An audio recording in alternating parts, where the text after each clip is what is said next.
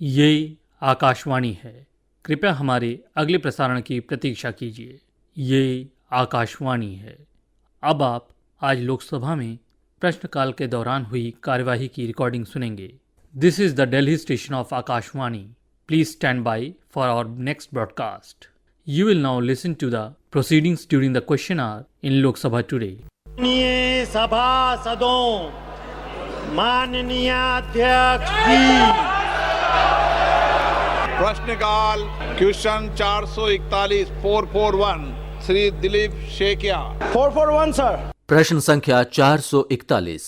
क्या उत्तर पूर्वी क्षेत्र विकास मंत्री ये बताने की कृपा करेंगे कि क मंत्रालय द्वारा वित्तीय वर्ष 2024-25 के दौरान फरवरी 2025 तक उत्तर पूर्वी क्षेत्र NER के लिए कितनी परियोजनाएं अनुमोदित की गई हैं तथा उक्त अवधि के दौरान स्वीकृत परियोजनाओं की कुल लागत कितनी है। और ख उत्तर पूर्व विशेष अवसंरचना विकास योजना सड़क अवसंरचना के अलावा NESIDS OTRI के अंतर्गत परियोजनाओं का हिस्सा कितना है तथा उक्त परियोजनाओं के पूरा होने की समय सीमा क्या है। माननीय मंत्री महोदय। श्री ज्योतिरादित्य M सिंधिया, पूर्वोत्तर क्षेत्र विकास मंत्री। पे रखा गया। माननीय सदस्य। सर, मंत्री जी ने अच्छे से जवाब दिया है। आज का दिन थोड़ा सा सब लोग एक साथ रहने का है, इसलिए हम थोड़ा इधर आ गया है। सर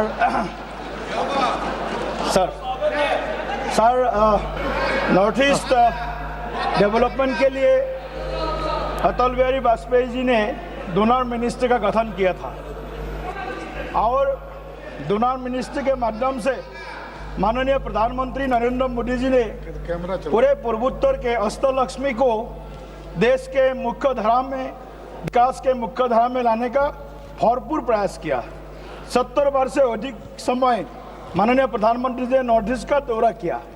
मेरा प्रश्न है, नॉर्थ ईस्ट को आगे आने वाला 10 साल में हमारे जो विकास का गति है, बाकी जो स्मार्ट सिटी है, डेवलप सिटी है, उसके साथ में नॉर्थ ईस्ट को एक समान तरीके से आगे लेके जाने के लिए डोनर मिनिस्ट्री का क्या योजना है और नेसित से लेकर के PM डिवाइन तक जो भी योजना नॉर्थ ईस्ट में चल रहा है उसमें बढ़ोतरी का प्लान है, ये मैं जानना चाहता हूँ महोदय।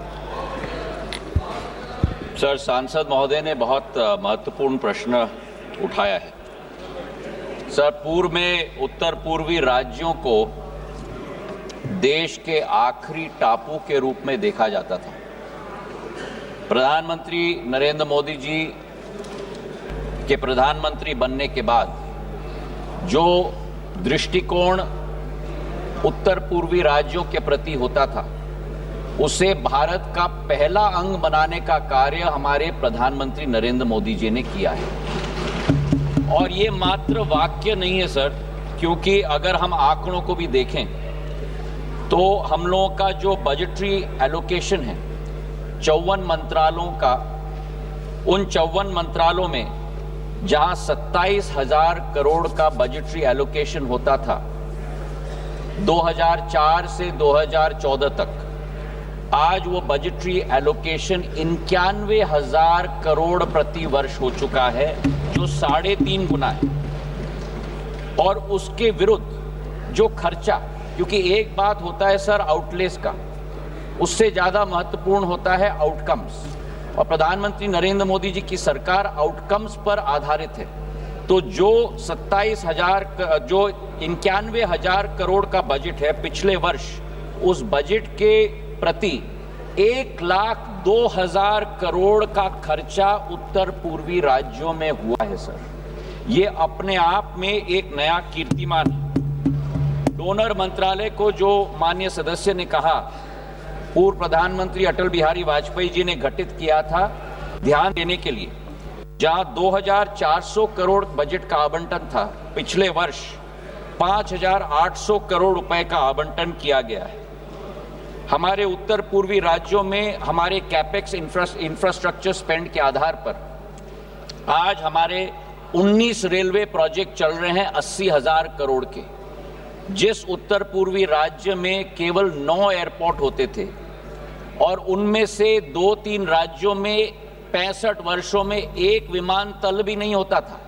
उदाहरण के तौर पे अरुणाचल प्रदेश, सिक्किम, आज 17 विमानतल उत्तर पूर्वी राज्यों में आज चल रहे हैं सर। वाटरवेज की हम बात करें, जहां एक वाटरवे होता था, आज वहां 20 वाटरवे हैं सर। और उसी के साथ टेलीकॉम कनेक्टिविटी में भी करीब 4,500 गांव को 4G नेटवर्क के साथ जोड़ा गया है और आने वाले दिनों में 5,500 गांव में 4,500 टावर हम लोग लगाने जा रहे हैं। नेशनल हाईवे के क्षेत्र में, जहां 65 वर्षों में केवल 10,000 किलोमीटर के हाईवे बने थे, 10 साल में 5,500 किलोमीटर के हाईवे प्रधानमंत्री नरेंद्र मोदी जी की सरकार ने बनाई और ग्रामीण सड़कों को भी जोड़ने के लिए 45,000 किलोमीटर के रोड 50,000 करोड़ रुपए के आधार पर आज उत्तर पूर्व में बने हैं। और इसी के आधार पर सर, जो भारत आगे बढ़ रहा है, अग्रसर हो रहा है, 7% हमारी GDP ग्रोथ रेट है। पर सर, आपको भी आश्चर्य होगा सुनते हुए कि हमारे 8 उत्तर पूर्वी राज्यों में 5% GDP ग्रोथ रेट नहीं है, 8% GDP ग्रोथ रेट नहीं है। हमारे 8 उत्तर पूर्वी राज्यों में 12% GDP ग्रोथ रेट है सर। तो आज प्रधानमंत्री जी के नेतृत्व में उत्तर पूर्वी राज्य भारत को आगे ले जा रहे हैं सर। सर, मेरा एक ही सवाल है, ये समयबद्ध तरीके से सभी योजनाओं को समाप्त करने के लिए माननीय मंत्री जी के पास क्या उसका प्लान क्या है? समयबद्ध तरीके से सभी योजनाओं को खत्म करना, समाप्त करना। सर, दिलीप जी का प्रश्न महत्वपूर्ण है और मैं उनको आश्वस्त कराना चाहता हूं कि पिछले एक वर्ष में हमने मंत्रालय के अंतर्गत जो करीब 1133 प्रोजेक्ट्स हैं, हमारे 5 स्कीम है डोनर्स के, उनके तहत हमने 2 सिस्टम शुरू की हैं दिलीप जी। पहला तो ये कि हमने थर्ड पार्टी ऑडिट का सिस्टम शुरू किया है। जो प्रोजेक्ट्स कंप्लीट हैं, उन प्रोजेक्ट्स पे थर्ड पार्टी ऑडिट सिस्टम के आधार पर एजेंसी को भेजकर सर्वे किया जाए। सर्वे किस बात की? ये केवल नहीं कि अधोसंरचना बनी है कि नहीं, क्योंकि सफेद हाथी की तरह भी कई बार अधोसंरचना बन जाती है, पर हर मनुष्य और मानवी को उससे लाभ मिल रहा है कि नहीं। उदाहरण के तौर पे मैं आपको कहूं, अगर कहीं स्कूल बना है या अगर कहीं अस्पताल बना है, UC आ गई, CC आ गई, तो हम साधारण तौर पर टिक कर लेते हैं कि हो गया काम। पर यह सर्वे टीम जाके देख रही है कि वो अस्पताल से या स्कूल से बच्चों को शिक्षा मिल रही है कि नहीं, टीचर्स हैं कि नहीं, अगर अस्पताल है तो उपकरण है कि नहीं, कितने मरीजों का इलाज हो रहा है। तो ये सिस्टम हमने डोनर मंत्रालय के अंतर्गत हमने आज सेटअप किया है सर। और हमने ये भी तहकीकात की है कि जो हमारे जितने भी प्रोजेक्ट्स हैं, हम लोग करीब 1.5 साल की अवधि देते हैं उनको समाप्त करने के लिए। केवल रोड्स के क्षेत्र में हम लोग 2 से 2.5 साल देते हैं, क्योंकि आपको भी मालूम है दिलीप जी कि उत्तर पूर्वी राज्यों में वर्षा ऋतु सर करीब 5-6 महीने चलती है, तो उस समय में कुछ कार्य नहीं हो पाता, तो उनके लिए हम थोड़ा और समय देते हैं। जो प्रोजेक्ट्स डिलेड है 1.5 साल से ज़्यादा या 2.5 साल से ज़्यादा, मैंने स्वयं मुख्यमंत्रियों को लिखा है कि तीव्र गति पर इस पर ध्यान दें ताकि जल्द से जल्द स्वीकृति मिले। स्वीकृति मिलके जब CC आएगी तो और राशि हम लोग प्रदेश सरकार को दे पाएंगे। नवचरण माझी।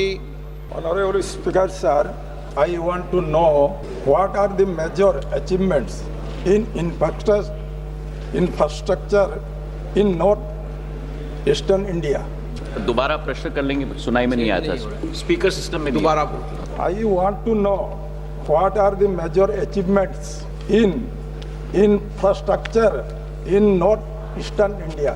उपलब्धियों के लिए पूछ रहे हैं, कौन सी उपलब्धियां हैं? सर, पिछले 10 वर्षों में जो प्रधानमंत्री जी की नीति रही है, उसके आधार पर अगर हम मुख्य प्रोजेक्ट्स के बारे में हम चर्चा करें, मैंने विस्तृत तरीके से ये माननीय सदस्य उड़ीसा से हैं, ये उड़ीसा से हैं। पर उनकी रुचि है सर, तो मैं उनको धन्यवाद देना चाहता हूँ। रुचि ज्यादा उनकी नहीं, उनकी उड़ीसा में रुचि है। सर, महत्वपूर्ण प्रश्न है, क्योंकि सदन के पटल पर और सदन से देश को भी सूचित हम लोग करना चाहते हैं सर।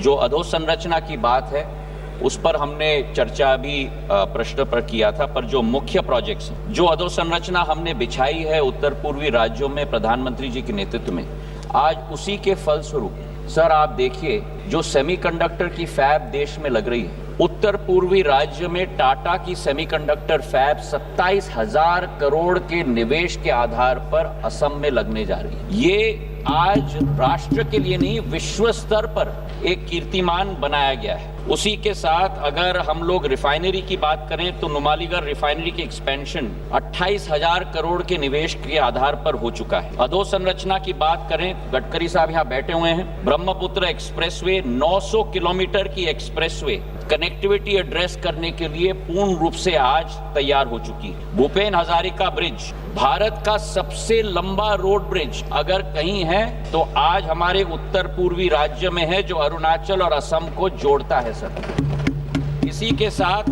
मणिपुर में विश्व का, देश का नहीं, विश्व का सबसे ऊंचा पियर ब्रिज आज मणिपुर में बन चुका है सर। सिक्किम में सेवोक और रैंगपो लाइन, पहला रेल लिंक सर, सिक्किम में पहला रेल लिंक 75 वर्षों में संभव हो पाया है, तो प्रधानमंत्री नरेंद्र मोदी जी के नेतृत्व में संभव हो पाया। पहला वंदे भारत एक्सप्रेस सर आसाम में, आज गुवाहाटी से नई जलपाईगुड़ी तक कनेक्टिविटी हो चुकी है सर। इसी के साथ पावर के क्षेत्र में देखें तो अरुणाचल प्रदेश जहां अधिक क्षमता है, 1 लाख मेगावाट की क्षमता है हाइड्रो पावर में सर, वहां लोअर सुबानशी हाइड्रो प्रोजेक्ट 2000 करोड़ की आज क्रियान्वित है सर। हमारे वाटरवेज की बात करें तो कनेक्टिविटी देखिए सर, एमवी गंगा विलास के आधार पर हमने उत्तर प्रदेश को बोगीबिल के साथ जोड़ा है सर। विश्व का सबसे लॉन्गेस्ट क्रूज आज उत्तर पूर्वी राज्य में है सर। मणिपुर में स्पोर्ट्स यूनिवर्सिटी, पहला देश का स्पोर्ट्स यूनिवर्सिटी अगर कहीं बना है तो उत्तर पूर्वी राज्य में बना है, जो प्रधानमंत्री जी की सोच और विचारधारा है स्पोर्ट्स की तरफ से। आज आर्टिफिशियल इंटेलिजेंस और सूचना प्रौद्योगिकी का युग है सर। देश में सबसे बड़ा नेशनल डेटा सेंटर आज असम में बनने जा रहा है, और एशिया का सबसे बड़ा largest rated for hyper scale data centre भी आज असम में बनने जा रहा है। तो हमारा उत्तर पूर्वी राज्य, पहला एम्स गुवाहाटी में बन चुका है। हमारे उत्तर पूर्वी राज्य में विकास और प्रगति प्रधानमंत्री जी के नेतृत्व में सुनिश्चित है, और यही रेल का इंजन होगा जो देश के सारे डिब्बों को आगे ले जाएगा। Shri Pradyut Bordoloi, Allowing me to ask a supplementary, I'm sure the Honorable Donor Minister would appreciate that development is a holistic concept. And as far as Northeastern region is concerned, there has been great fear and apprehension in the minds of the people of Northeast as of now, because there has been confirmed international media reports that Chinese government are constructing the world's largest hydropower project and the dam just 40 kilometers north of the border of the northeastern state, that is Arunachal Pradesh. If the Chinese build this dam, if as per media reports that if they allow diversion of the water of the Brahmaputra water river system, that will create a lot of problems in the downstream states and the riparian states. My question to Honorable Minister is this. Sir, you are playing the role of catalyst, as you say, for the development of the northeastern states. So would you please take up the cudgel on behalf of the northeastern people, that you take up with the External Affairs Ministry and the Defense Ministry to take up these issues so that we can have a bilateral agreement? Sir, Pradyut ji has raised a very important question, and the fact is that today when we look at the hydropower potential in our country, hydropower can play a huge role in terms of the growth of renewable energy in our country. Of the hydropower potential in our country, the maximum potential does lie in the Northeast. The Northeast today has capability of generating close to 100,000 megawatts of hydropower. And this hydropower can play a huge role in the demand requirement of our country. We today have close to 436 gigs of power, out of which close to about 201 gigs, which is almost 50% of our power generation capacity, comes from renewables, which goes across hydro, solar and wind. Now, in this scheme of things, looking at climate change and global warming, Prime Minister's resolve is to increase the hydropower potential, and for that this basin the Brahmaputra Basin presents a tremendous opportunity. We today have exploited, sir, only in the last 65-70 years, only about 5,000-6,000 megawatts out of the 100,000 megawatts capacity in this basin. And I would like to assure the member that I will certainly discuss this not only with the EAM, but also with the Power Ministry, because this basin is extremely important for us in terms of being able to generate power, not only for Arunachal Pradesh and the Northeast, not only for India, but it can become a huge resource for us to be able to export power to other countries, which we have already started through our grid network, which allows us, the ISTS network that allows us to export power to our neighbors as well. Shri Biplab Kumar Deb. Speaker महोदय, मैं आपके माध्यम से मंत्री जी को पूछना चाहता हूँ, अलग अलग मिनिस्ट्री में जो स्कीम होती है वो राज्य सरकार को दिया जाता है और इसमें जो राशि है, जब अनस्पेंड मनी रहता है वो वापस फाइनेंस पूल में आ जाता है।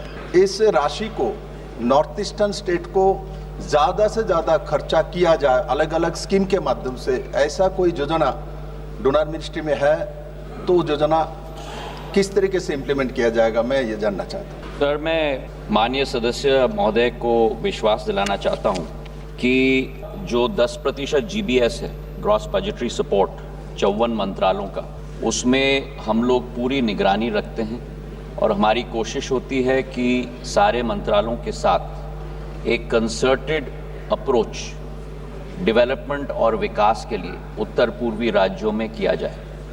जैसे मैंने अपने ओपनिंग स्टेटमेंट में कहा था कि पिछले 3 वर्षों की अवधि अगर हम देखें तो पिछले 3 वर्षों में जो 10% 54 मंत्रालयों का आवंटन है, उससे करीब 106% ज़्यादा भारत सरकार ने 54 मंत्रालयों के साथ उन उत्तर पूर्वी राज्यों में निवेश कर लिया है। सर, तो जो विप्लव जी की चिंता है कि वो फंड लैप्स न हो, वो जाहिर है सर, पर मैं उनको आश्वस्त कराना चाहता हूं कि केवल डोनर मिनिस्ट्री नहीं, लेकिन प्रधानमंत्री जी ने सदैव कहा है कि होल ऑफ गवर्नमेंट अप्रोच होना चाहिए।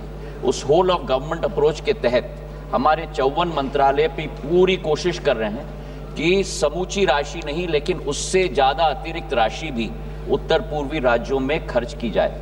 मैंने उदाहरण दिया था पिछले वर्ष का 91,000 करोड़ रुपए का 54 मंत्रालयों का बजट था। 1,02,374 करोड़ 54 मंत्रालयों ने उत्तर पूर्वी राज्यों में निवेश कर लिया है। तो टारगेट की पूर्ति नहीं, लेकिन टारगेट से भी आगे हम चल रहे हैं। Question number 442 Shrimati Poonam Ben. प्रश्न संख्या 442। क्या रेल मंत्री ये बताने की कृपा करेंगे कि क्या सरकार की यात्री सुरक्षा को बनाए रखने और उसमें सुधार करने के लिए कोई दीर्घकालिक कार्यनीति है? ख, यदि हाँ तो तत्संबंधी ब्यौरा क्या है? ग, क्या सरकार ने रेलवे स्टेशनों पर मौजूद असुरक्षित बच्चों और अकेले यात्रा करने वाली महिलाओं की सुरक्षा सुनिश्चित करने के लिए उपाय लागू किए हैं? घ, यदि हाँ तो तत्संबंधी ब्यौरा क्या है? अंग, क्या यात्रियों की सुरक्षा के लिए तैनात कार्मिकों को महिलाओं और बच्चों से जुड़े संवेदनशील मामले देखने के लिए प्रशिक्षित किया जाता है? और च, यदि हाँ तो तत्संबंधी ब्यौरा क्या है? माननीय मंत्री जी। श्री अश्विनी वैष्णव, रेल मंत्री। माननीय सदस्य। सर, आज हमारे प्रधानमंत्री जी के नेतृत्व में जिस तरह से हमारी भारतीय रेल एक्सपैंड और मॉडर्नाइज कर रही है, उस के हम सभी साक्षी हैं। सभी विभाग में ठोस कदम हमारे इस यातायात के माध्यम को मजबूती से विकसित भारत की परिकल्पना के साथ जोड़ने के लिए और उसे साकार करने के लिए उठाए जा रहे हैं। माननीय मंत्री जी के द्वारा सबसे पहले तो हमारा ये बजट सत्र है, तो मैं उनका आभार भी व्यक्त करूंगी कि मेरे क्षेत्र में बहुत सारे काम, वो डबलिंग हो, इलेक्ट्रिफिकेशन हो, वंदे भारत ट्रेन चलाने की बात हो, ये सारी सुविधाएं मेरे क्षेत्र को मिली है। सर, आज मेरा जो प्रश्न है वो रेलवे सिक्योरिटी और सेफ्टी को लेके है। मैं माननीय मंत्री जी से पूछना चाहूँगी कि विशेषकर महिलाओं और बच्चों के लिए हमने जो सिक्योरिटी की व्यवस्था रेलवेज में आज की है, उसमें हमारी रेलवे प्रोटेक्शन फोर्स में विमेन फोर्स का बहुत बड़ा प्रेजेंस है। तो सर, ये जो प्रेजेंस बढ़ाने से कोई मेजरेबल इम्प्रूवमेंट महिला पैसेंजर सिक्योरिटी में विशेषकर महिला और बच्चों में देखा गया, उनके लिए देखा गया, और इसके पीरियोडिक रिव्यूज़ होते हैं। और जो विमेन पर्सनल की एडिक्वेसी है सर, उसको फर्दर बढ़ाने का क्या प्रावधान है?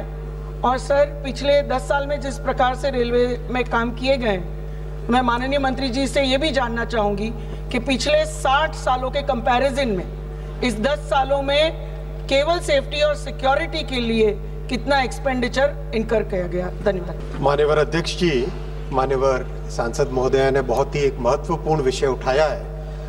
महिलाओं और विशेषकर बच्चों के सेफ्टी और सिक्योरिटी के लिए रेलवे में कई सारे स्टेप्स लिए गए हैं, और इन स्टेप्स के बारे में अगर विस्तृत उत्तर मैंने माननीय सांसद के सामने रखा है, फिर भी मैं 3-4 इसके इम्पोर्टेंट पॉइंट्स आपके सामने आपके माध्यम से माननीय सांसद को दूंगा जवाब।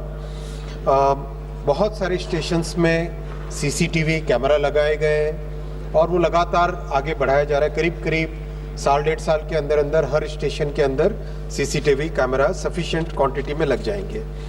जो आरपीएफ का रोल है रेलवे प्रोटेक्शन फोर्स का, उसके बारे में माननीय सांसद महोदय ने बहुत अच्छा मेंशन किया है।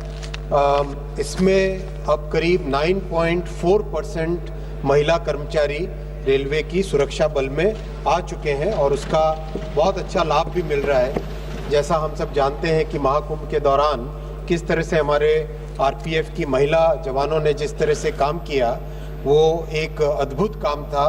पूरे के पूरे सिस्टम में सबको एक संवेदना के साथ सेवा करने का एक काम किया। इसके अलावा 139 जो नंबर है हेल्पलाइन का, उस नंबर को सिग्निफिकेंटली इम्प्रूव करके आज एक बहुत अच्छा वॉर रूम का सिस्टम बनाया गया है हर एक डिवीजन में, हर एक जोन में और रेलवे बोर्ड में। उससे कंटिन्यूसली मॉनिटरिंग, कंटिन्यूसली कोई भी पॉइंट हो उसका समाधान करना, उसमें पूरा का पूरा रेलवे का प्रशासन इसमें लगता है। साथ ही साथ महिलाओं के लिए एसी में और नॉन एसी में सभी कैटेगरीज में हर कोच के अंदर लोअर बर्थ का एक स्पेशल प्रोविज़न भी किया गया है। ओवरऑल माननीय अध्यक्ष जी, रेलवे में सेफ्टी में बहुत सिग्निफिकेंट इम्प्रूवमेंट आया है। जो माननीय लालू जी के समय में करीब 700 एक्सीडेंट साल के होते थे, माननीय ममता जी के समय में जो 400 के आसपास होते थे, और माननीय खड़गे जी के समय में जो करीब 385 के आसपास होते थे, वो अभी फाइनेंशियल ईयर क्लोज हुआ, वो संख्या 400 से कम होके 81 पे आ गया है। बहुत सिग्निफिकेंट इम्प्रूवमेंट हुआ है और मेहनत लगातार कर रहे हैं। हर एक इंसिडेंट के रूट कॉज में जा रहे हैं। Technological changes, procedural changes, training के मेथड के माध्यम से हर तरीके से हर प्रयास करके और भी एक्सीडेंट्स को कम करने का प्रयास माननीय अध्यक्ष जी लगातार है। Member supplementary. माननीय अध्यक्ष जी, मैं आपके माध्यम से मंत्री जी से जानना चाहूँगी कि काफ़ी बार हमारे पास ये कंप्लेन आती है ऑफ डिलेड एफआईआर्स। जब जर्नी में होते हैं तब तक कोई एफआईआर रजिस्टर नहीं होती, कोई फरियाद लेने वाला योग्य व्यक्ति काफ़ी बार ट्रेन में मौजूद नहीं होता। तो इस दिशा में to ensure the reporting of any crime promptly, इसके लिए क्या विशेष व्यवस्था की गई है? और सर, देश में ऐसे एक वल्नरेबल जो सेक्टर्स है, वो राज्य हो या एरिया हो, जहाँ पे ज़्यादा ऐसी क्राइम की फरियाद आती है, वहाँ कोई विशेष व्यवस्था की गई है? राज्य सरकार का जो जीआरपी होता है उसके साथ आरपीएफ का कोऑर्डिनेशन लगातार रहता है। ये जो माननीय सांसद महोदय ने जो विषय उठाया है, अभी जो नए न्याय संहिता के 3 कानून आए उसमें एक 0 एफआईआर का प्रोविजन भी है।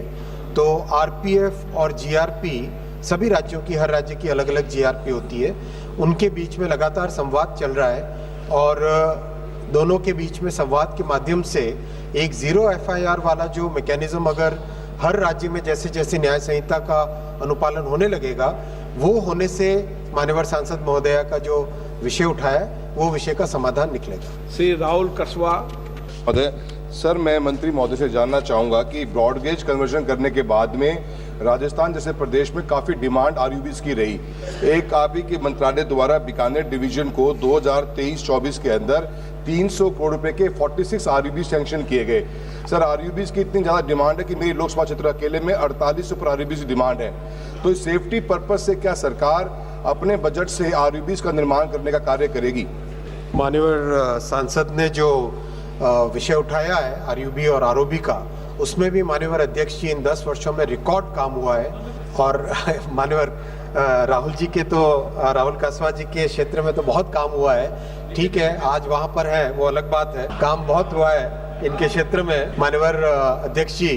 बल्कि एक साल में 1000 से ज़्यादा आरओबी आरयूबी बनाने का रिकॉर्ड भी बना है। एक आरयूबी में एक नई टेक्नोलॉजी भी अभी लाई जा रही है, जिससे कि पानी की जो समस्या रहती है उसको भी सॉल्व करना है। ओवरऑल माननीय अध्यक्ष महोदय, देश भर में आरओबी आरयूबी के लिए एक लगातार प्रयास है और इस प्रयास के अच्छे फल भी मिल रहे हैं। क्वेश्चन नंबर 443 443 राजेश भाई नारायण भाई चुड़ासना। 143। प्रश्न संख्या 443। क्या रेल मंत्री ये बताने की कृपा करेंगे कि देश में अब तक राज्यवार संघ राज्य क्षेत्रवार कितनी वंदे भारत एक्सप्रेस रेलगाड़ियां चल रही हैं और तत्संबंधी ब्यौरा क्या है? देश में विशेषकर गुजरात सहित राज्यवार संघ राज्य क्षेत्रवार प्रस्तावित वंदे भारत एक्सप्रेस गाड़ियों की संख्या और शुरू होने वाली संभावित रेलगाड़ियों की संख्या का ब्यौरा क्या है? परिचालनरत मार्गों पर वंदे भारत एक्सप्रेस रेलगाड़ियों की राज्यवार संघ राज्य क्षेत्रवार औसत अधिभोग दर कितनी है? और क्या सरकार की आंध्र प्रदेश के वापतल्ला या चिराला में वंदे भारत एक्सप्रेस का ठहराव प्रदान करने की योजना है? और यदि हाँ, तो तत्संबंधी ब्यौरा क्या है? माननीय मंत्री महोदय। श्री अश्विनी वैष्णव, रेल मंत्री। उत्तर सदन के पटल पर रखा गया माननीय अध्यक्ष। माननीय सदस्य। माननीय अध्यक्ष जी, मैं देश की जनता की ओर से माननीय मंत्री जी का अभिनंदन करता हूं, जिसने इतने कम समय में 136 जितनी वंदे भारत ट्रेन देने के लिए मैं आपका अभिनंदन करता हूं। माननीय अध्यक्ष जी, मेरे संसदीय क्षेत्र में माननीय प्रधानमंत्री जी के प्रयासों से कई वैश्विक धरोहरों का विकास हुआ है। इनमें प्रथम ज्योतिर्लिंग सोमनाथ मंदिर, एशियाटिक शेरों के लिए प्रसिद्ध गिर राष्ट्रीय उद्यान तथा एशिया का सबसे बड़ा गिरनार रोपवे शामिल है, जिसके कारण प्रतिवर्ष लाखों देशी विदेशी पर्यटक एवं श्रद्धालु यहां आगमन करते हैं। हालांकि आवश्यक यातायात सुविधाओं की कमी के कारण पर्यटकों को अत्याधुनिक असुविधाओं का सामना करना पड़ता है। यदि सोमनाथ अहमदाबाद और सोमनाथ सूरत मार्ग पर वंदे भारत एक्सप्रेस ट्रेनों का संचालन किया जाए तो इससे इस समस्या का समाधान हो सकता है।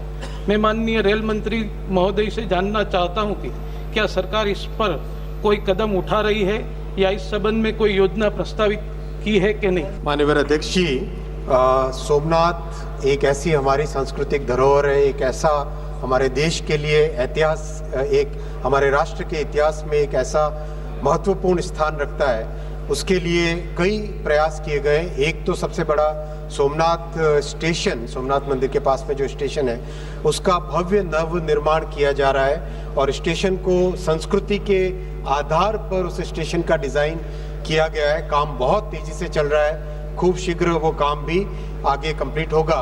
और माननीय सांसद महोदय ने जो अहमदाबाद से सोमनाथ के लिए वंदे भारत का रिक्वेस्ट किया है, उसका मैंने नोट लिया है और इसकी फिजिबिलिटी जांच करने के बाद में मैं माननीय सांसद को इसकी डिटेल बताऊंगा। Honourable member.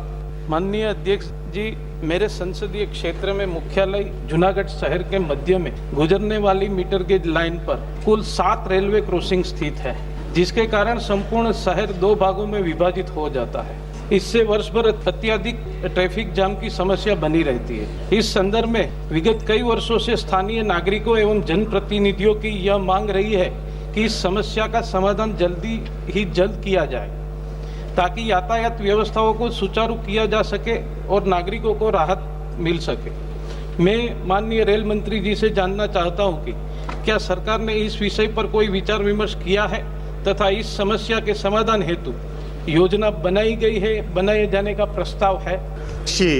माननीय सांसद राजेश भाई के साथ बहुत डिटेल में इस विषय पर चर्चा हुई है। ये वाकई एक बहुत बड़ी प्रॉब्लम है। एक छोटे से स्ट्रेच में 7 जगह जो गेट है उसको सॉल्व करने का एक तरीका भी माननीय सांसद ने ही सुझाया है। मैं उनको भी आपके माध्यम से धन्यवाद देना चाहूँगा। उन्होंने ही पूरे शहर में किस तरह से रीऑर्गेनाइज करे रेलवे को, वो एक बहुत अच्छा मार्ग सुझाया है। ऐसा ही कानपुर में भी एक प्रॉब्लम थी, उसको भी माननीय अवस्थी जी शायद होंगे यहाँ पर, उनके और इनके प्रेडिसेसर की मदद से वो प्रॉब्लम भी एक करके जहाँ पर भी इस तरह की समस्याएं आती है उसको समाधान करने का प्रयास लगातार रहता है। माननीय अध्यक्ष doctor T Sumati. Thank you very much, Speaker sir. I would like to raise certain concerns to the Honourable Minister through you, sir, on regarding the onboard services of Vande Bharat trains, particularly on routes such as train number 2665 Chennai to Tirunelveli and train number 2628 Nagarcoil to Chennai. Sir, we are very happy and thankful that you have given 11 Vande Bharat trains, and we are proud that it's being manufactured in our Chennai ICF factory. Despite the fact that in these above mentioned Vande Bharat expresses, the onboard menu is predominantly North Indian cuisine, overlooking the rich culinary heritage of Tamil Nadu. Has any data been taken from the passengers regarding the feedback of the menu? Because I've received pleas and complaints that let the South Indian cuisine be included, and I would like the Honourable Minister to consider that.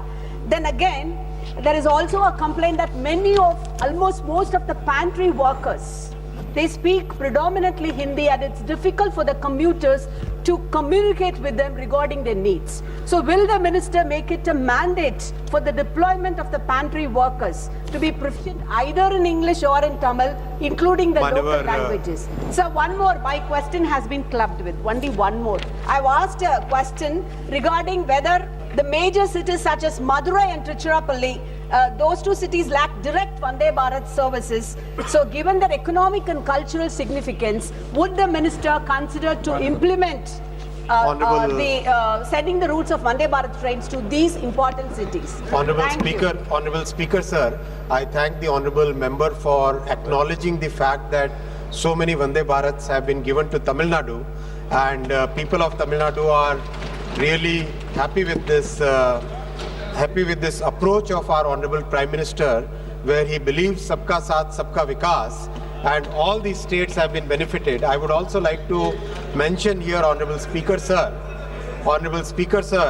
when the entire Vande Bharat program was being rolled out, our Prime Minister Shri Narendra Modi ji very clearly mandated that in the initial phase itself, every state having broad gauge electrified network should get a Vande Bharat, including Northeast, including Himachal Pradesh, including Kerala. Each and every state has been given a good quality Vande Bharat train service. Regarding food service, we have done a very important experiment in Southern Railways, where to make sure that the local cuisine can be served to the passengers, we have created a new structure called YSA, and because of that, in large places, including in Kerala, at many places already South Indian food has been started served. I mean, many of the trains, people have started getting the South Indian food in the trains running predominantly in the Southern Railways, and as that program expands, more and more trains will be getting the local cuisine, and that program is for the entire country. Whichever train is predominantly passing through one particular region, Railways is now trying to get the delightful experience of the local cuisine of that area for the passengers, whether it is in the eastern side or it is on the western side, north or south, whichever side, that is a continuous improvement process that we are taking up, Honorable Speaker, sir. Shri Haribhai Patel.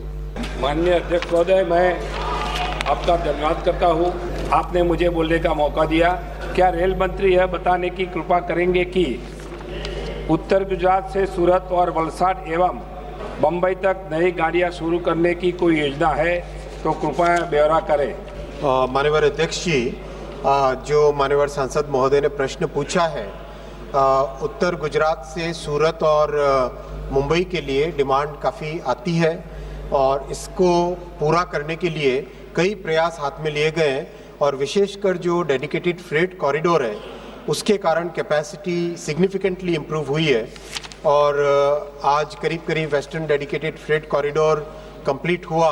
थोड़ा सा महाराष्ट्र में दिक्कत हुई थी because जब तक श्री उद्धव ठाकरे जी की सरकार थी उन्होंने ज़मीन के बारे में, एक्विजिशन के बारे में काफ़ी दिक्कतें हुई, लेकिन अब अच्छा काम चल रहा है, कंप्लीट होने को आया है और साथ ही साथ उसके कारण कई इस नई कैपेसिटी बनने के कारण कई नई ट्रेन सर्विसेज भी इंट्रोड्यूस हुई है और अभी अहमदाबाद स्टेशन और सूरत स्टेशन इन दोनों का मेजर रिकंस्ट्रक्शन का काम चल रहा है। उसके कंप्लीट होने के बाद में कैपेसिटी एक साथ बढ़ेगी और उस कैपेसिटी के बढ़ने से नई सर्विसेज भी आरंभ होने की संभावना बढ़ेगी। अवधेश प्रसाद जी, आपके रिकमेंड अखिलेश जी ने किए। आप सवाल भी देखिएगा कैसा आता है, मंत्री जी जवाब नहीं देंगे। मान्यवर, नवरात्र का महीना है, समय चल रहा दिन, हम माननीय मंत्री जी को बधाई देते हैं। इन्होंने जो ट्रेन चलाई है वंदे भारत और ये वंदे भारत एक्सप्रेस अयोध्या से लखनऊ से, लेकिन मान्यवर ये 2-3 बार सांड से टकराई तो ये समस्या का निदान कितनी बार माननीय मंत्री जी कर दें और कितनी बार टकराई है सांड से। इटावा में क्यों टकरा रही बार बार? और कई जगह निकाई है इसका, इटावा में खासतौर से मान्यवर इसके लिए बता दें आपकी कृपा होगी। धन्यवाद। माननीय अध्यक्ष जी, उनके सलाहकार बैठे हैं अवधेश जी, आपको सलाह की आवश्यकता नहीं है। माननीय अध्यक्ष जी, माननीय सांसद ने बहुत ही एक महत्वपूर्ण विषय उठाया है और इस विषय का मैं डिटेल में जवाब देना चाहूँगा। माननीय अखिलेश जी के कमेंट की ज़रूरत नहीं है। ये विषय एक बहुत ही इम्पोर्टेंट सेफ्टी का विषय है। देश भर में जिस तरह से एट ग्रेड रेलवे लाइंस हैं उसके कारण कैटल जब आता है लाइन के ऊपर उसकी एक प्रॉब्लम होती है और उस प्रॉब्लम को सॉल्व करने के लिए बहुत ही फोकस्ड वे में काम हाथ में लिया गया है। देश भर में माननीय अध्यक्ष जी एक नए डिज़ाइन की फेंसिंग का काम चालू हुआ है। करीब अब तक 800-900 किलोमीटर में जहाँ वो नई डिज़ाइन की फेंसिंग लगी है वहाँ पे cattle run over practically zero हो गया है और उसका बहुत बड़ा बेनिफिट भी मिला है देश में, क्योंकि कैटल रन ओवर के कारण एक्सीडेंट की संभावना बढ़ती थी। उस संभावना को भी सिग्निफिकेंटली इससे इम्प्रूवमेंट आया है और जैसे ये एक्सपेरिमेंट अभी ठीक से चला है तो देश के और भी कई भागों में करेंगे। और इटावा में इसलिए टकराते हो कि आप हो, बताओ मैं कुछ कहना चाहता था लेकिन आपने कह दिया, मैं और कुछ नहीं बोलूँगा इस पर। श्री रंग अप्पा बढ़ने। माननीय अध्यक्ष महोदय, मैं आपके माध्यम से माननीय मंत्री से जानना चाहता हूँ कि मेरे चुनाव क्षेत्र में मुंबई से सोलापुर तक 2 वंदे मातरम ट्रेन चलती है, वंदे भारत ट्रेन चलती है, जो कि उसका पहला स्टॉप कल्याण में, और मैं लगातार मांग करते आया हूँ। मेरे चुनाव क्षेत्र में लोनावला ये पर्यटन स्थल है, देश भर से कई सारे पर्यटक यहाँ आते। कल्याण से पूना तक 140 किलोमीटर की दूरी है। तो मैं मंत्री से जानना चाहता हूँ कि लोनावला वंदे भारत एक्सप्रेस को स्टॉप देने की कुछ मंत्रालय की आगे चलकर कोशिश रहेगी या स्टॉप देगी? माननीय सांसद महोदय का रिक्वेस्ट मैंने नोट किया माननीय अध्यक्ष। Question number 444 Shri Arun Bharti. प्रश्न संख्या 444। प्रश्न संख्या 444। क्या रेल मंत्री ये बताने की कृपा करेंगे कि रेलवे द्वारा वर्तमान वित्त वर्ष के दौरान सुरक्षा और गति बढ़ाने के लिए क्षमता वृद्धि से संबंधित शुरू की गई परियोजनाओं का ब्यौरा क्या है? इन परियोजनाओं के लिए कितना बजट आवंटित किया गया है और अब तक कितने प्रतिशत धनराशि का उपयोग किया गया है? विकसित भारत विजन के तहत अत्याधुनिक परियोजनाओं के कार्यान्वयन में क्या प्रगति हुई है? सरकार द्वारा विशेषकर जमुई संसदीय निर्वाचन क्षेत्र में यात्री सुरक्षा, आराम और सुविधा के लिए उन्नत प्रौद्योगिकियों को एकीकृत करने हेतु क्या उपाय किए गए हैं, किए जा रहे हैं? और आगामी वित्त वर्ष में क्षमता विस्तार और यात्री सेवाओं में सुधार के लिए रेलवे की भावी योजनाएं क्या हैं और उनके कार्यान्वयन की समय सीमा क्या है? माननीय मंत्री महोदय। श्री अश्विनी वैष्णव, रेल मंत्री। अध्यक्ष जी उत्तर सदन के पटल पर रखा गया। माननीय सदस्य। धन्यवाद अध्यक्ष महोदय। सबसे पहले मैं रेल मंत्री जी का अभिवादन करना चाहूँगा अपने लोकसभा क्षेत्र जमुई के से, जहाँ एक बहुत लंबी डिमांड थी कटौना हॉल्ट की, जो इन्होंने पूरी की है। अध्यक्ष महोदय, मैं आपके माध्यम से माननीय रेल मंत्री से जानना चाहूँगा कि मेरे लोकसभा क्षेत्र जमुई से जुड़ी कई नई रेल की परियोजनाओं को केंद्र सरकार ने स्वीकृति दी है, जैसे बरियारपुर मननपुर, नवादा लक्ष्मीपुर, झाझा बटिया, जसीडीह चकाई, कोडरमा। मैं सरकार का ध्यान इस ओर आकृष्ट करना चाहता हूं कि जमुई से जुड़ी इन रेल परियोजनाओं के लिए आवश्यक धनराशि का आवंटन अभी तक नहीं हुआ है। इसके कारण से मेरे लोकसभा क्षेत्र में सिकंदरा, खैरा, बरहट, सोनो, चकाई और अलीगंज जैसे प्रखंड आज भी रेलवे नेटवर्क से कटे हुए हैं। इन परियोजनाओं से जमुई सहित मुंगेर जिला, नवादा जिला, शेखपुरा जिला, लखीसराय जिला और बांका जिला के लाखों लोगों को इसका लाभ होगा। मैं आपके माध्यम से पूछना चाहता हूं माननीय रेल मंत्री जी से कि क्या सरकार जमुई लोकसभा क्षेत्र में प्रस्तावित नई रेल परियोजनाओं हेतु शीघ्र आवश्यक धनराशि की स्वीकृति और आवंटन को लेकर के कोई समयबद्ध योजना बना रही है, जिससे इन रेल लाइनों का निर्माण तत्काल प्रभाव से शुरू हो सके। माननीय अध्यक्ष जी, माननीय सांसद श्री अरुण भारती जी ने बहुत ही महत्वपूर्ण विषय इस सदन के सामने रखा है। मैं माननीय अध्यक्ष महोदय आपके सामने कुछ फैक्ट्स रखना चाहूँगा। जब श्री लालू जी बिहार में करीब सारे प्रोजेक्ट्स को फोकस करते थे और प्रयास करते थे कि देश के बाकी एरिया में कुछ भी नहीं हो, सिर्फ बिहार पे उनका फोकस रहता था, फिर भी ऐसे पीरियड में भी यूपीए के समय बिहार जैसे महत्वपूर्ण प्रदेश को मात्र 1132 करोड़ रुपए मिलते थे। रेलवे के एलोकेशन का इतना सा ही हिस्सा बिहार को मिलता था। आज माननीय अध्यक्ष जी, प्रधानमंत्री श्री नरेंद्र मोदी जी ने बिहार के लिए 10,066 करोड़ रुपए का बजट आवंटन किया है और 10,066 करोड़ के इस बजट आवंटन के कारण बहुत अच्छा बिहार में काम भी तेजी से चल रहा है। वहाँ बिहार में जो सरकार का सहयोग रेलवे को पूरी तरह से मिल रहा है और उसके कारण जो दो बड़े महत्वपूर्ण प्रोजेक्ट माननीय सांसद महोदय ने रखे सामने, झाझा बटिया न्यू रेलवे लाइन को 496 करोड़ रुपए के एलोकेशन के साथ काम किया जा रहा है उसके ऊपर, और सरायगढ़ से बैजनाथपुर अंडोली झाझा इस लाइन को 79 करोड़ रुपीस के सैंक्शन के साथ प्रोजेक्ट को पूरा किया जा रहा है। साथ ही साथ Sitaram to Jhajha 4th line 154 kilometre की और Sitarampur to Kiul via Jhajha 3rd line 199 kilometre, उसका भी सर्वे बहुत अच्छा तेजी से आगे प्रोग्रेस किया है। इसके अलावा माननीय अध्यक्ष महोदय, बिहार में 98 स्टेशंस को पुनर्निर्माण किया जा रहा है अमृत भारत स्टेशन के माध्यम से, और इसका बहुत अच्छा माननीय सांसद महोदय के क्षेत्र में 2 स्टेशन आते हैं, जमुई और सिमुलतला, दोनों में बहुत अच्छी प्रोग्रेस है और दोनों ही जगह काम बहुत ही अच्छी तेजी से चल रहा है। मैं माननीय सांसद महोदय को निवेदन भी करूंगा, आप भी कृपया एक बार जाके वहाँ विजिट करें और आपका फीडबैक भी मुझे दें। धन्यवाद। Honourable member supplementary. माननीय अध्यक्ष महोदय, मैं आपके माध्यम से रेल मंत्री जी से ये गुजारिश करूंगा कि वंदे भारत की ट्रेन जो मेरे जमुई लोकसभा क्षेत्र में कहीं नहीं रुकती है, एक जमुई वंदे भारत ट्रेन का जमुई स्टेशन पे ठहराव हो, और हमारा जो जमुई स्टेशन है माननीय अध्यक्ष महोदय, वो अमृत भारत योजना के तहत आता है, लेकिन वहाँ पे जो कार्य की प्रकृति है वो भी बहुत धीमी चल रही है। मैं माननीय मंत्री से जानना चाहूँगा कि इसको आगे तेजी से आगे बढ़ाने के लिए क्या कोई ठोस कदम उठाए जा रहे हैं। माननीय सांसद महोदय ने वंदे भारत ट्रेन का जो रिक्वेस्ट किया है उसको मैंने नोट किया माननीय अध्यक्ष जी, और काम बहुत तेजी से चल रहा है। करीब देश भर में 1200 स्टेशनों पे एक साथ इतना बड़ा काम चल रहा है, जो माननीय अध्यक्ष जी, प्रधानमंत्री जी का बहुत बड़ा विजन है भारत के रेलवे स्टेशंस को ट्रांसफॉर्म करने का। आज विश्व में सबसे बड़ा रेलवे स्टेशन का रीडेवलपमेंट का काम हिंदुस्तान में चल रहा है प्रधानमंत्री श्री नरेंद्र मोदी जी के नेतृत्व में। श्री पप्पू यादव। अध्यक्ष महोदय धन्यवाद।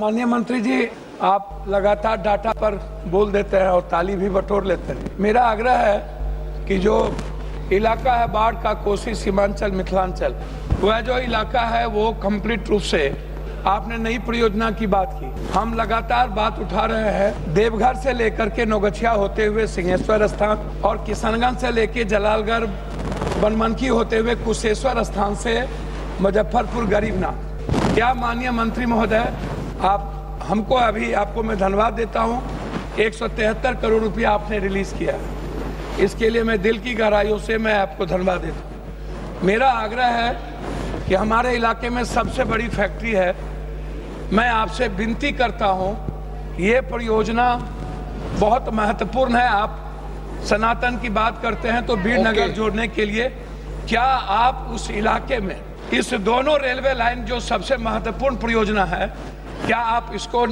इसी साल में लेकर के बढ़ाने का प्रयास करेंगे? मैं आपसे धन्यवाद देना चाहूँगा। हाँ माननीय मंत्री। माननीय अध्यक्ष जी, मैं पहले तो धन्यवाद देना चाहूँगा माननीय सांसद श्री पप्पू यादव जी को। आप लगातार मिलते भी हैं और आपके इतना बड़ा एक प्रोजेक्ट सैंक्शन हुआ, अप्रूव हुआ, उस पर काम भी चल रहा है। इसके अलावा माननीय सांसद ने जो बहुत ही महत्वपूर्ण विषय उठाया, गंगा जी पर नया पुल आपने जो स्थान बताए, उस स्थान नौगछिया को कनेक्ट करने वाला बटेश्वर धाम वाला, वो माननीय प्रधानमंत्री जी ने ऑलरेडी इसको सैंक्शन कर दिया है। उसका डिज़ाइन का काम चल रहा है। डिज़ाइन का काम चलने के, अब थोड़ी तालियां आप भी कर दे तो अच्छा रहेगा माननीय अध्यक्ष महोदय, और बहुत जल्दी उसका फाउंडेशन स्टोन भी ले होगा। अखिलेश यादव जी। अध्यक्ष महोदय, मैं आपका बहुत धन्यवाद देता हूं कि आपने मुझे सवाल पूछने का मौका दिया। मैं आपके माध्यम से माननीय मंत्री जी से जानना चाहता हूं, देश की राजधानी रही सम्राट हर्षवर्धन की नगरी, वहां पर एक अमृत काल में रेलवे स्टेशन बन रहा था। पता नहीं क्यों गुणवत्ता इतनी अच्छी थी कि 30 मजदूर उससे दब गए। मैं माननीय मंत्री जी से जानना चाहूँगा कि इतने इत्र की नगरी, सम्राट हर्षवर्धन की नगरी, भारत की राजधानी रही, उसका स्टेशन आप क्या वर्ल्ड क्लास बनाएंगे कि नहीं बनाएंगे? और जो काम चल रहा था जिसके कारण कई मजदूर, 30 मजदूर दब गए थे, उन ठेकेदारों के खिलाफ कुछ कार्रवाई करेंगे कि वो आपके ही दल के हैं इसलिए नहीं कार्रवाई करेंगे आप? माननीय सांसद महोदय ने, बहुत ही वरिष्ठ सांसद हैं, आपने बहुत महत्वपूर्ण विषय उठाया। हाँ, कन्नौज में ये इंसिडेंट हुआ था और उसके ऊपर तुरंत माननीय अध्यक्ष जी कार्रवाई की गई है और कठोर से कठोर कार्रवाई की जा रही है। और साथ ही साथ उस इंसिडेंट के रूट कॉज एनालिसिस के बाद में स्टेशन के जो डिज़ाइन है उसमें भी एक परिवर्तन लाया जा रहा है।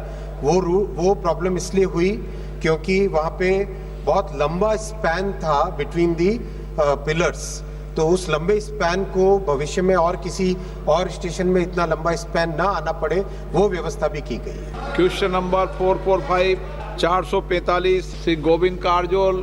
प्रश्न संख्या 445, क्या विज्ञान और प्रौद्योगिकी मंत्री ये बताने की कृपा करेंगे कि क्या सरकार को विज्ञान एवं प्रौद्योगिकी विभाग DST परियोजना के अंतर्गत भूस्थानिक प्रौद्योगिकी का उपयोग करके पश्चिमी घाटों के जल संकटग्रस्त क्षेत्रों में स्प्रिंगशेड प्रबंधन और पारिस्थितिकी जल विज्ञान प्रक्रियाओं को मानव कल्याण से जोड़े जाने के संबंध में कोई अनुरोध प्राप्त हुआ है? ख, यदि हाँ तो तत्संबंधी ब्यौरा क्या है? ग, क्या सरकार ने उक्त परियोजना के संबंध में कोई पहल की है? घ, यदि हाँ तो तत्संबंधी ब्यौरा क्या है? और अंग, सरकार द्वारा इस परियोजना को कार्यान्वित करने के लिए उठाए गए कदमों का ब्यौरा क्या है? माननीय मंत्री जी। डॉक्टर जितेंद्र सिंह, विज्ञान और प्रौद्योगिकी मंत्री। उत्तर सभा पटल पर रख दिया गया। Question number 446 Shri Sunil Kumar. Question number 446। प्रश्न संख्या 446, क्या उपभोक्ता मामले, खाद्य और सार्वजनिक वितरण मंत्री ये बताने की कृपा करेंगे कि क, क्या सरकार का देश भर में सार्वजनिक वितरण प्रणाली के डीलरों को मानदेय प्रदान करने का विचार है? ख, यदि हाँ तो तत्संबंधी ब्यौरा क्या है तथा उक्त योजना कब तक लागू होने की संभावना है? ग, यदि नहीं तो क्या सरकार का डीलरों द्वारा अर्जित कमीशन में एकरूपता सुनिश्चित करने के लिए उक्त डीलरों की वित्तीय स्थिति पर विचार करते हुए कम से कम एक राष्ट्र एक कमीशन योजना लागू करने का विचार है? घ, यदि हाँ तो तत्संबंधी ब्यौरा क्या है? और क्या सरकार का महंगाई के दृष्टिगत उक्त डीलरों के लिए कमीशन बढ़ाने तथा न्यूनतम कमीशन दर तय करने का विचार है तथा यदि हाँ तो तत्संबंधी ब्यौरा क्या है। माननीय मंत्री महोदय श्रीमती नीमूबेन जयंती भाई बामणिया, उपभोक्ता मामले, खाद्य और सार्वजनिक वितरण राज्य मंत्री। अध्यक्ष श्री उत्तर सभा पटल पर रख दिया है। माननीय सदस्य।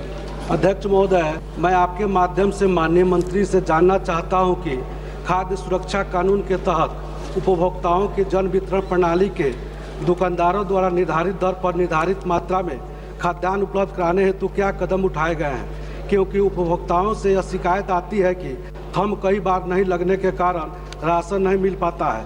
साथ ही यह मेरा कहना भी है कि राशन डीलरों को गुजरात की तर्ज पर देश भर में मानदेय देने की कोई समान व्यवस्था के लिए सरकार कदम उठाएगी। माननीय मंत्री जी। माननीय अध्यक्ष श्री, हमारी सरकार खाद्य सुरक्षा को बढ़ावा देने और गरीबी को खत्म करने के लिए प्रतिबद्ध है। आदरणीय प्रधानमंत्री श्री नरेंद्र मोदी साहब के नेतृत्व में हर गरीब, हर व्यक्ति तक पोषण पहुंचाना हमारी सरकार की प्राथमिकता है। आज हम सबके लिए गर्व की बात है कि विश्व का सबसे बड़ा फूड प्रोग्राम भारत में चल रहा है। हमारा तंत्र देश के कोने कोने तक, हर एक गांव तक राशन पहुंचा रहा है। राष्ट्रीय खाद्य सुरक्षा अधिनियम 2013 NFSA के तहत लक्षित सार्वजनिक वितरण प्रणाली केंद्र और राज्य संघ राज्य क्षेत्र सरकार की संयुक्त जिम्मेदारी के तहत संचालित की जाती है।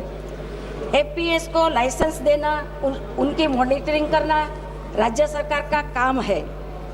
TPDS ऑर्डर 2015 के तहत FPS ओनर के मार्जिन को राज्य सरकार फिक्स करती है।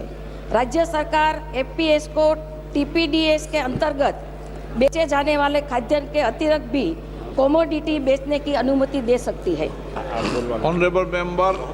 अध्यक्ष महोदय, अन्य राज्यों की भांति गेहूं चावल के अलावा सरकार बिहार में भी सरकारी दरों पर सरसों तेल, चीनी, साबुन आदि सामग्री उपभोक्ताओं को उपलब्ध कराने पर विचार करेगी।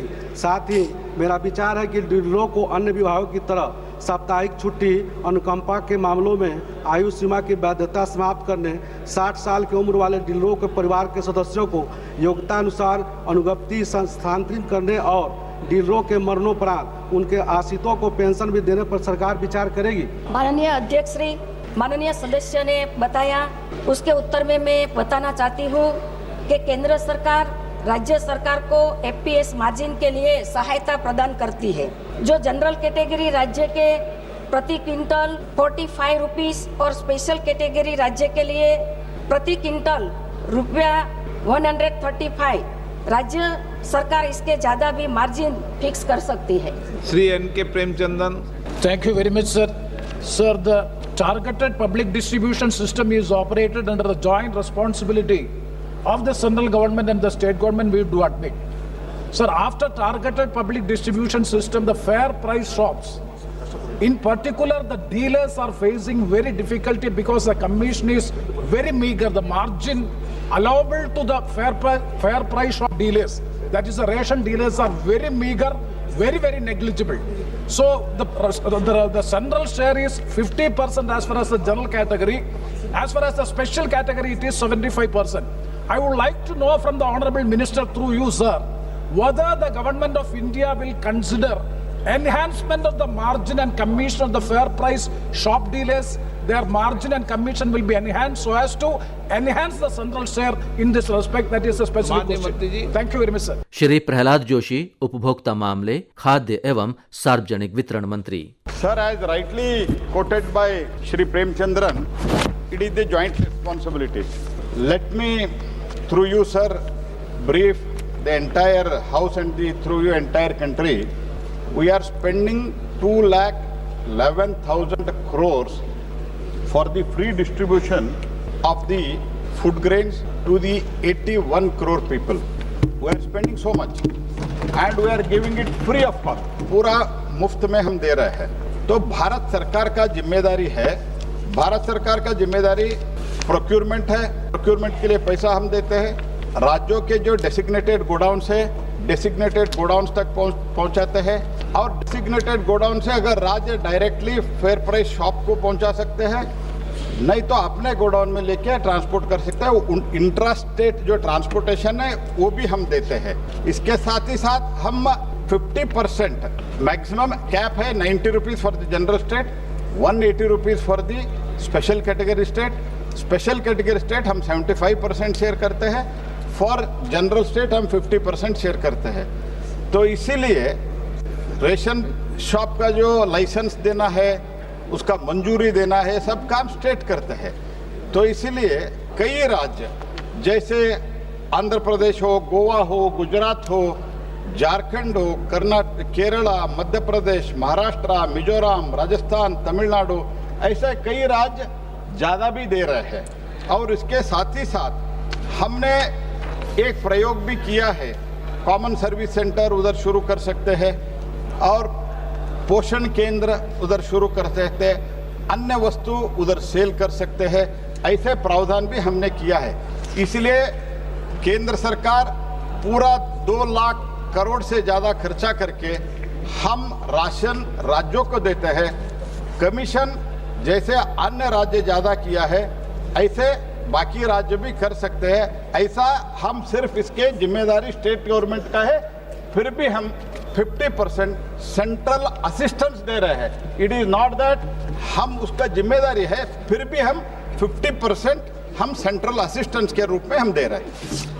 Question number 447 447 Shri पुट्टा Mahesh Kumar. प्रश्न संख्या 447। क्या रेल मंत्री ये बताने की कृपा करेंगे कि क विशेषकर एल्लुरु जिले सहित आंध्र प्रदेश में प्रस्तावित निर्माणाधीन रेल परियोजनाओं का ब्यौरा तथा वर्तमान में उनकी स्थिति क्या है? ख विशेषकर एल्लुरु जिले सहित आंध्र प्रदेश में परियोजनावार आवंटित, संस्वीकृत तथा उपयोग की गई कुल धन राशि का ब्यौरा क्या है? ग विशेषकर एल्लुरु जिले सहित आंध्र प्रदेश में रेल परियोजनाओं को पूरा करने के लिए निर्धारित समय सीमा यदि कोई हो का परियोजनावार ब्यौरा क्या है? घ क्या सरकार की विशेषकर एल्लुरु जिले सहित आंध्र प्रदेश में कोई नई रेल लाइनें बिछाने की योजना है और यदि हाँ तो तत्संबंधी ब्यौरा क्या है? अंग क्या सरकार ने आंध्र प्रदेश में नई रेल परियोजनाओं के संबंध में कोई जागरूकता प्रचार अभियान चलाया है तथा यदि हाँ तो तत्संबंधी ब्यौरा क्या है? माननीय मंत्री जी। श्री अश्विनी वैष्णव, रेल मंत्री। माननीय अध्यक्ष जी, उत्तर सदन के पटल पर रखा गया है। Sir, the government has achieved the completion of 6,450 kilometers of track renewal. However, in the state of Andhra Pradesh, the Bhadrachalam and Kovur railway line sanctioned in 2012-13 with estimated cost of 2,155 crores remains pending, sir. The project internally proposed under the unusual Andhra Pradesh remains crucial for the state of economic development post-bifurcation. This project is completed would significantly reduce the travel distance between Visakhapatnam and Hyderabad by 150 kilometers and also ensure rail connectivity to as many as 200 tribals and remote agency villages. I would like to ask Minister, will the government consider taking the necessary steps to execute the construction and connect Bhadrachalam and Kovur railway line? Speaker sir, Bhadrachalam, Sattupalli, Kovuru, this is the railway line which Honorable MP has mentioned in this question. This is a 119 kilometer new line project. This was sanctioned at 50% cost sharing with the state government. The total project cost was about 2,155 crore. Out of this, Bhadrachalam Sattupalli, which is 56 kilometer, that has been completed in May 2022, and the balance portion, the work is going on. I'll follow up with the state government to expedite it. माननीय sir, Supplement second. Sir, total 4,300 overbridges, ROBs under the road under bridges, RUBs, have been sanctioned across India railways. This includes 284 such projects in Andhra Pradesh, sanctioned at the cost of 9,450 crores, which is currently at various stages and planning and execution.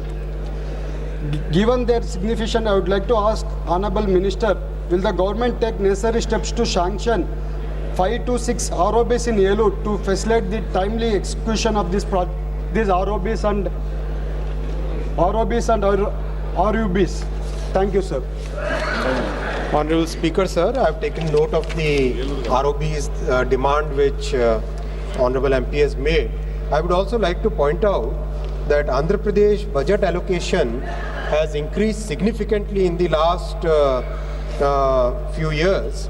This used to be just about 8,000. The budget for combined Telangana and Andhra Pradesh during the UPA government used to be just about 886 crore.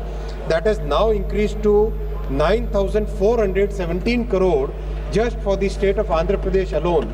And this will really help in improving the railway connectivity in Andhra. And I would also like to mention, Honorable Speaker Madam, that the work pace has also increased significantly. In the 10 years, 2014 to 2024, in Andhra Pradesh alone, the total length of tracks completed is 1,510 kilometers, which is more than double the pace during the UPA period, which was just about 72 kilometers per year. Now that has become 151 kilometers per year. Overall, Honorable Speaker Madam, I would like to mention that Honorable Prime Minister has put huge focus on developing the railway network in Andhra Pradesh, and that's why the South Coast Railway was also sanctioned, and Honorable Prime Minister has already laid the foundation of it. So many new initiatives have been taken, including the connectivity to Amravati. So in a sense, this is the time when Andhra Pradesh railway connectivity will significantly improve. प्रश्नकाल समाप्त। अभी आप आज लोकसभा में प्रश्नकाल के दौरान हुई कार्यवाही की रिकॉर्डिंग सुन रहे थे। You were listening to the proceedings during the question hour in Lok Sabha today. This broadcast came to you from Delhi station of Akashvani.